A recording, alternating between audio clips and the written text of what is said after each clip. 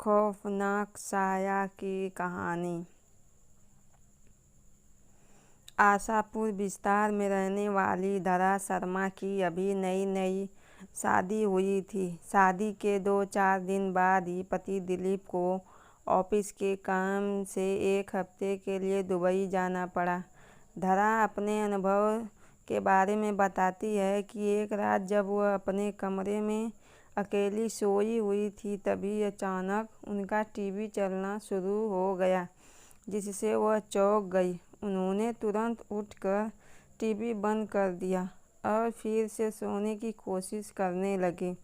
थोड़ी देर बाद उन्हें महसूस हुआ कि उनकी बगल में बिस्तर पर कोई लेटा हुआ है। टीवी की अपने आप चलने और फिर किसी की मौजूदगी का एहसास होने घर में अकेली लेटी महिला को डरा देने के लिए काफ़ी था। धरा जिस करवट लेटी थी उसी करवट लेटी रही।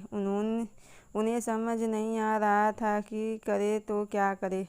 खुद को समझाने के लिए उन्होंने सोचा कि शायद ये उनका वहम होगा, लेकिन थोड़ी देर बाद उन्हें फिर से वही अनुभव हुआ कि जैसे बिस्तर का गद्दा दब रहा हो और बगल में लेटकर कोई करवट बदल रहा हो। इस एहसास से धरा के तो रोंगटे खड़े हो गए। वह समझ नहीं पा रही थी कि यह सब हो क्या रहा है। बहुत हिम्मत जुटाकर वो बिस्तर से उठी और पीछे पलट कर देखा, वहाँ कोई नहीं था। लेकिन जब उनकी नज़र गद्दे पर पड़ी तो धरा का दिल दहल गया। गद्दा नीचे की ओर दबा हुआ था और ऐसा दिख रहा था जैसे उस पर कोई इंसान लेटा हुआ है।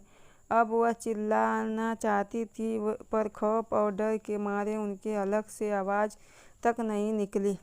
दिल की धड़कन बहुत तेज हो चली थी। घबराहट में धरा ने तकिया उठाकर उस जगह पर फेंका जहाँ गद्दा दबा हुआ था। ऐसा करते ही बिजली की तेज़ी से गद्दा ऊपर आकर ठीक हो गया और धरा को ऐसा भास हुआ कि वहाँ से कोई परछाई तेज़ी से उठकर खड़ी हुई हो।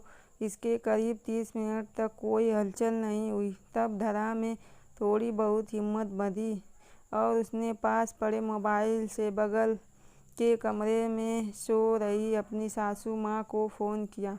उनकी सासू माँ तुरंत दौड़कर धरा के कमरे में आ गई और पूछने लगी, क्या हुआ? अभी धरा कुछ बोलने उसके पहले उसे फिर से ऐसा कुछ दिख गया जिससे देख कर उसके होश उड़ गए।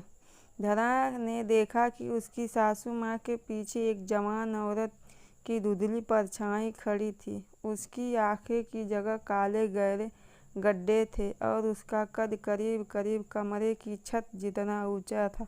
यह भयानक नज़ारा देखकर धरा वहीं बेहोश हो गई और उसी रात उन्हें अस्पताल में दाखिल करना पड़ा। डॉक्टर ने कहा कि डर के मारे उन्हें लो ब्लड प्रेशर की शिकायत हो चुकी है। धरा के ससुराल वाले वह मकान छोड़ने को राजी नहीं है, इसलिए धरा आज भी अपने मायके रहती है। क्या था इस भयावह घटना के पीछे का कारण? धरा के पति दिलीप ही पहले भी एक शादी हो चुकी थी और उसके ऊपर दहेज की लालच में पहली पत्नी को जहर देकर मारने का मुकदमा भी चल रहा था। बदनामी के कारण दिलीप अपनी मां के साथ एक नए घर में आकर रहने लगा था, जबकि उसके पिता अभी भी पुराने घर की देखभाल कर रहे थे। धरा के परिवार वालों को शादी से पहले से बात पता नहीं चल पाई, लेकिन इस भयावह घटना के बाद जब धरा ने दिलीप को अब बीती सुनाई तो उसने पहली पत्नी का राज खोला। हालांकि उसका कहना था कि पत्नी को उसने जहर नहीं दिया था, बल्कि उसने खुद ही जहर खाकर जान दी थी। अदालत में अभी ये मामला लटका हुआ है।